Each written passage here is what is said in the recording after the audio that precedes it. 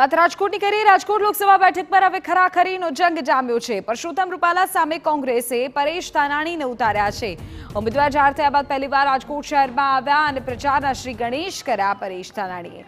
આશાપુરા માતાજીના મંદિરે ક્ષત્રિય મહિલાઓએ ધાનાણીના જવતલિયા કરીને ઓવારણા લીધા। ધાનાણીએ ક્ષત્રિય મહિલાઓને આશ્વાસન આપ્યું કે મહિલાઓની આંખમાં આંસુ આવી ગયા। પરેશ ધાનાણીએ જણાવ્યું કે રાજકોટની લડાઈ કોંગ્રેસ અને ભાજપ વચ્ચે નહીં, પરંતુ અહંકાર અને સ્વાભિમાન વચ્ચે છે। રાજકોટની ભૂમિને વંદન કરું છું।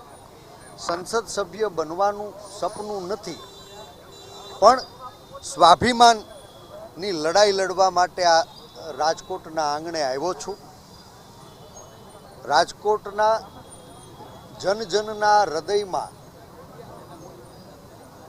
જે રામ વસે છે એને વંદન કરી સ્વાભિમાન યુદ્ધના આરંભની આજથી શરૂઆત કરું।